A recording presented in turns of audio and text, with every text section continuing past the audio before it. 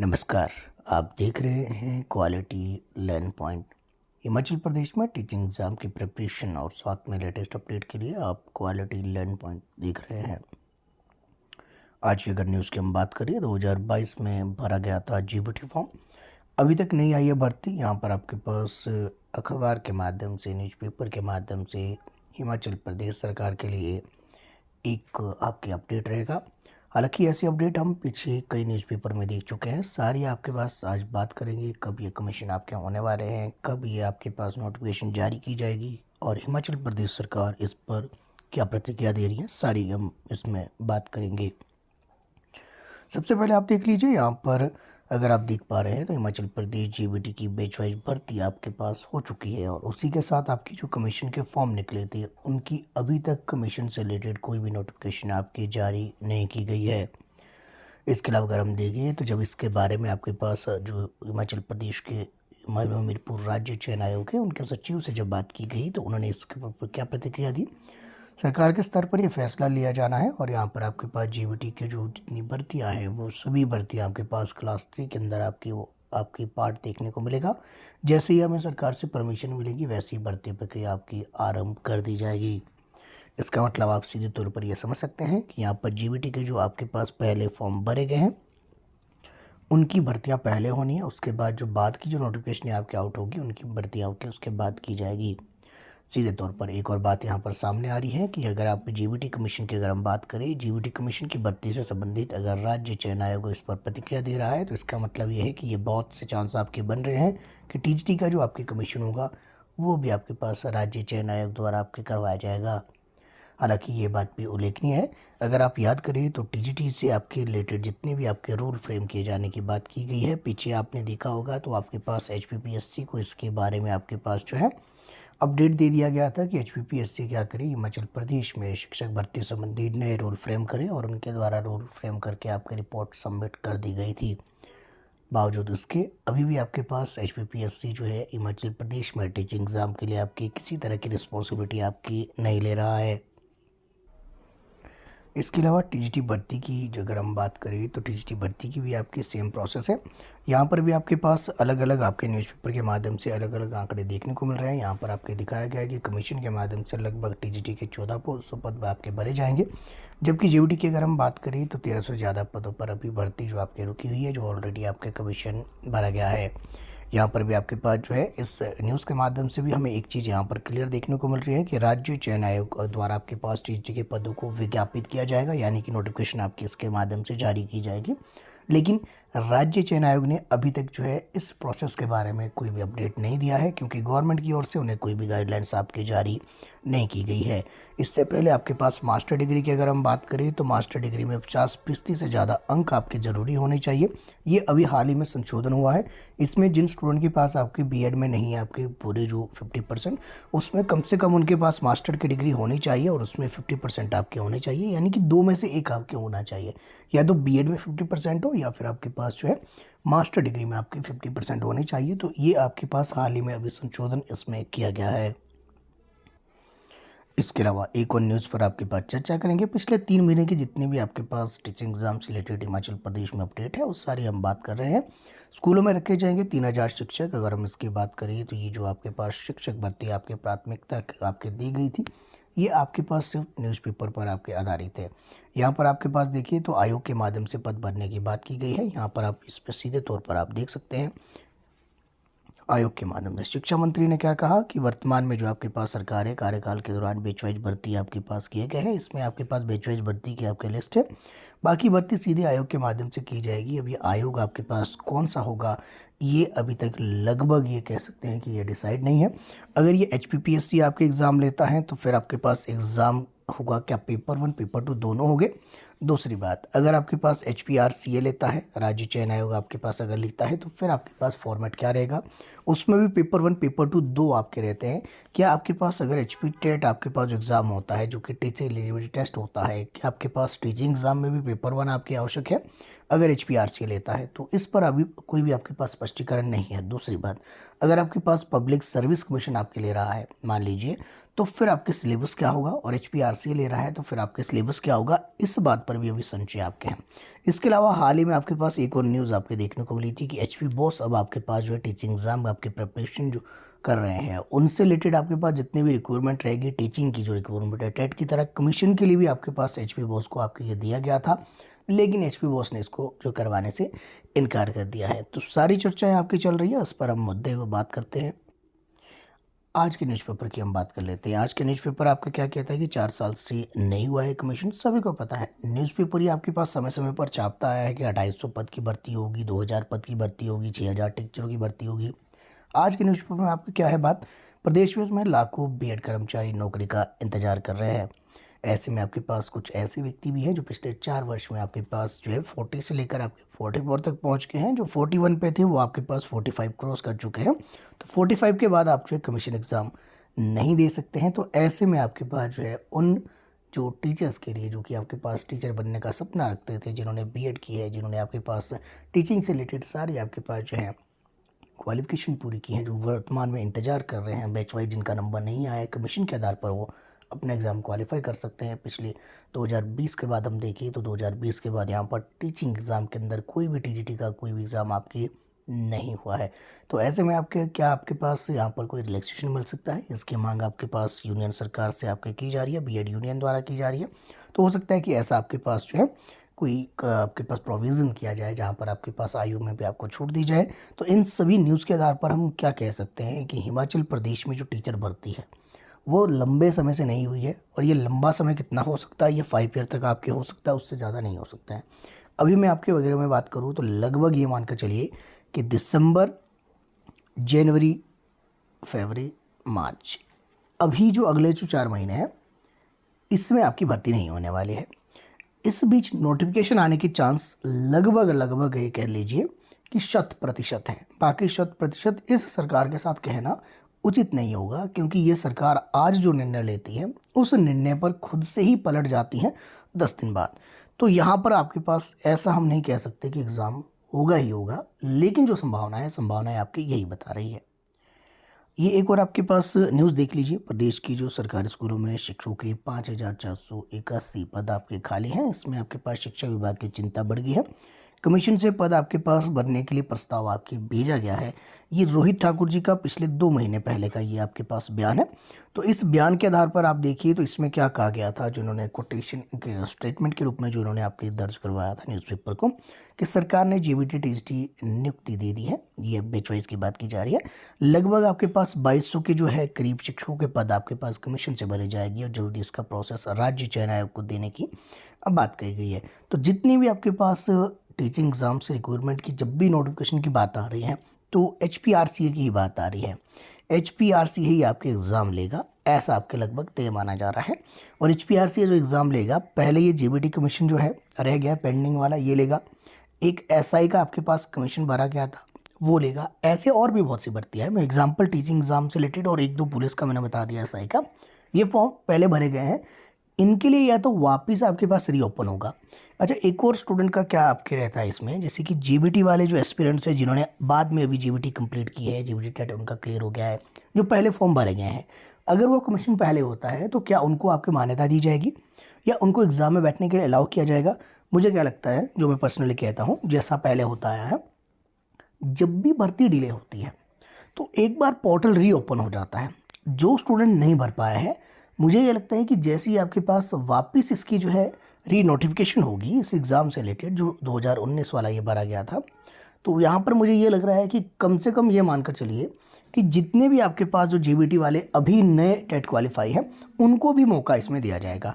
उसके लिए रीओपन किया जाएगा। जो पहले भर चुके हैं वो तो आपके भरे हुए हैं ही, हाँ, उनको रजिस्ट्रेशन जरूर करवाना पड़ेगा पुराने वाले स्टूडेंट को। उसमें जो आपका जो है नाम आपका होगा, एप्लीकेशन नंबर आपका होगा, और आपके हो सकता है कि फ़ोन नंबर होगा, आधार के साथ कुछ ना कुछ लिंक उसमें है, आपको अपडेट वो ज़रूर करवाना पड़ेगा। लेकिन जो न्यू वाले हैं, न्यू वालों को भी इसमें चांस मिलने के बहुत जो है आपके पास मुझे लग रहा है कि काफ़ी पॉसिबिलिटी आपके पास है।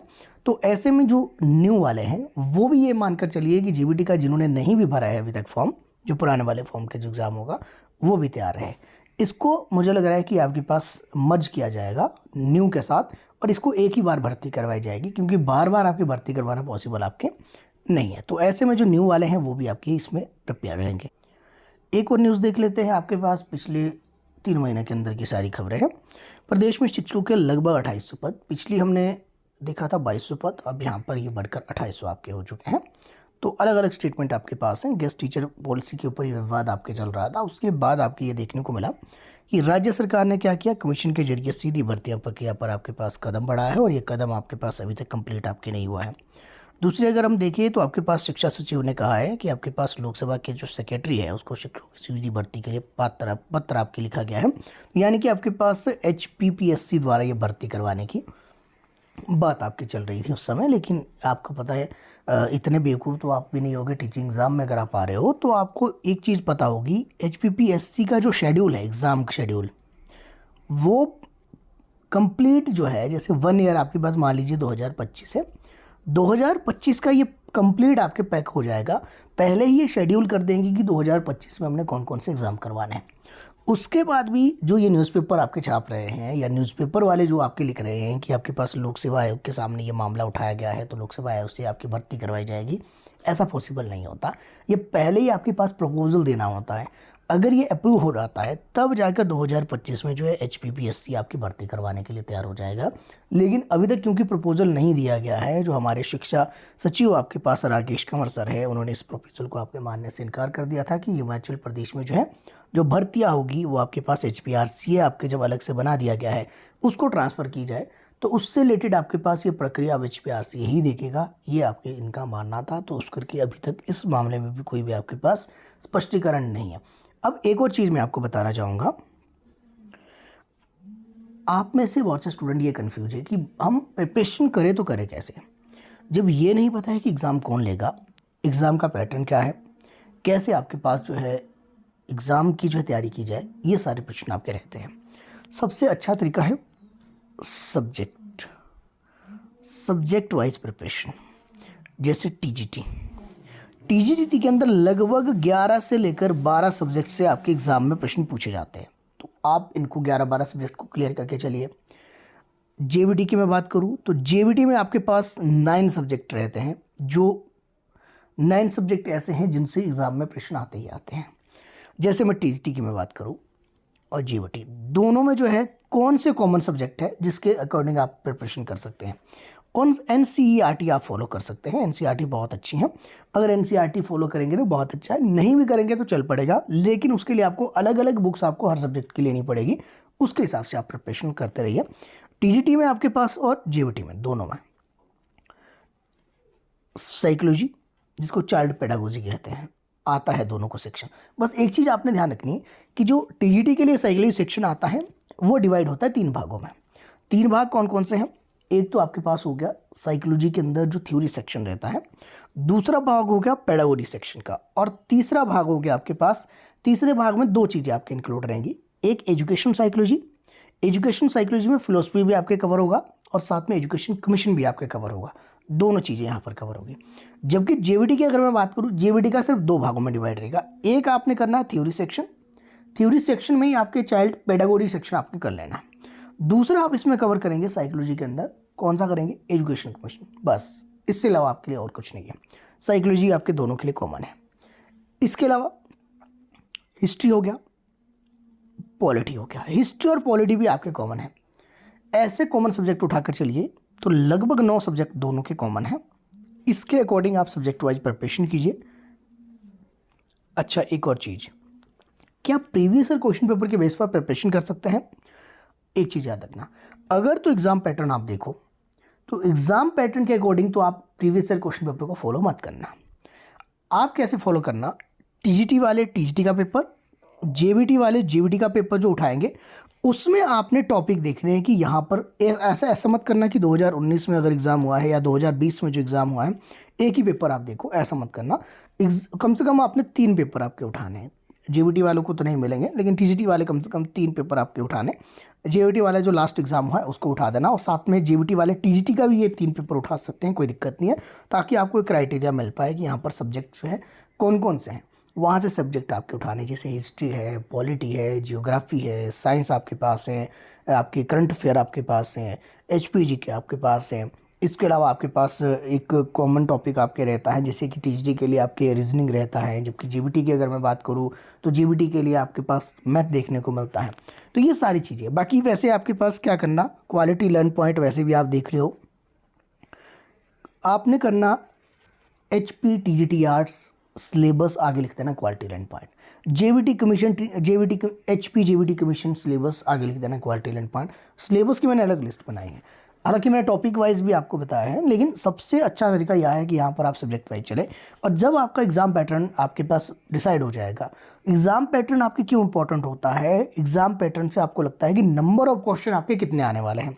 तो उसके लिए अब जब हमें पता है कि साइकोलॉजी सेक्शन आना है, हिस्ट्री आनी है, पॉलिटी आनी है, जियोग्राफी आनी है, तो जितनी चीज़ें पता है उसको तो बिल्कुल आप कंप्लीट कर दीजिए।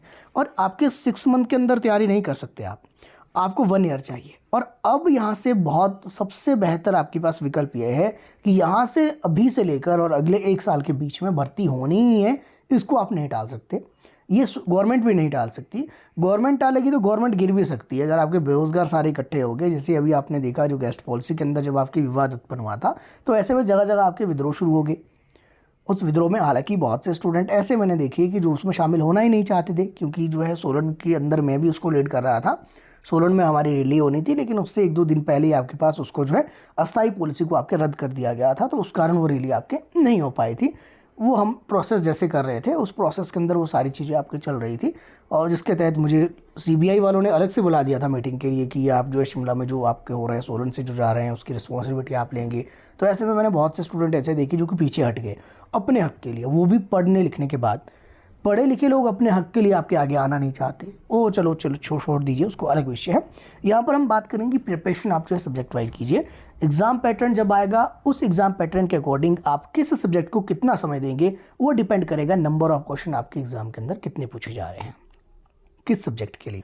एक और चीज़ आपके पास हमें ये भी देखने को मिली थी, इस पर भी चर्चा कर लेते हैं, सारी चीज़ें देख लेंगे कि क्लास 3 में जो आपके पास टेट की तरह पहले CET होगा, यहाँ पर आपके पास जो है, ये किसने कहा था, दीपक सानन की जो कमेटी बनी थी HPRC से संबंधित। तो इसमें एक चीज़ मुझे ये लगती है कि अगर आपके पास ये CET होगा, तो क्या ये टीचिंग एग्ज़ाम के लिए भी CET होना आवश्यक है।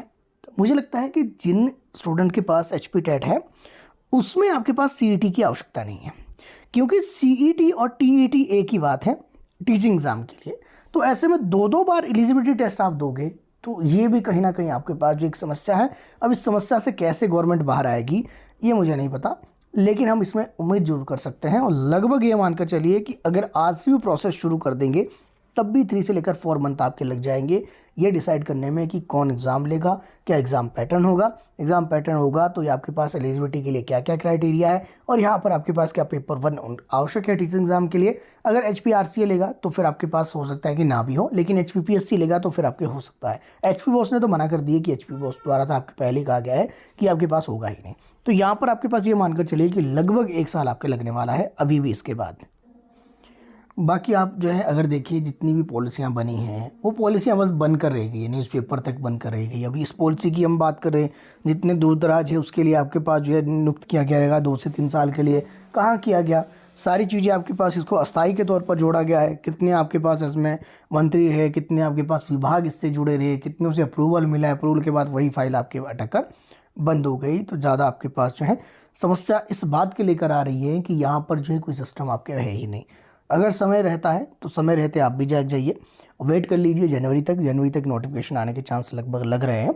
अगर नहीं आते हैं तो मार्च तक तो आप ये सोचकर बैठ जाइए कि धरना देने के लिए तैयार हो जाइए, क्योंकि आपको अपने हक के लिए आना पड़ेगा। और कब तक आप ये सोचकर बैठोगे कि हो ही जाएगा, करवा ही देगी गवर्नमेंट, करवा ही देगी। तो जब तक आपके पास आप अपने लिए आवाज़ नहीं उठाओगे, जैसे अस्थायी भर्ती के लिए अगर आपने आवाज़ नहीं उठाई होती तो आज अस्थायी शिक्षक आपके भरे जाते, और कमीशन के लिए जो आप बैठे हो आप बैठ ही नहीं पाते। तो अपने हक के लिए आपको आना होगा। बाकी कोई भी अपडेट रहता है, वैसे तो मैं टीचिंग एग्जाम की प्रिपरेशन करवाता आया हूँ। मैं कोशिश करूँगा कि एक आपके लिए ट्यूटोरियल जो क्लासेज या फाउंडेशन जो बैच है कमीशन का, वो मैं आपके लिए जल्दी शुरू कर दूँगा। उसका टाइम टेबल मैं आपके साथ में ज़रूर शेयर करूँगा कि कितने बजे आपको एक क्लास में प्रोवाइड करवा दूँगा। वो आपके पास मैं यूट्यूब पर आपको डाल दूँगा, उसकी आप चिंता ना करें। गाइडेंस के लिए आप यहाँ पर मेरे साथ बने रह सकते हैं। मेरे साथ बने रहने के लिए आप सभी का तहे दिल से बहुत बहुत धन्यवाद।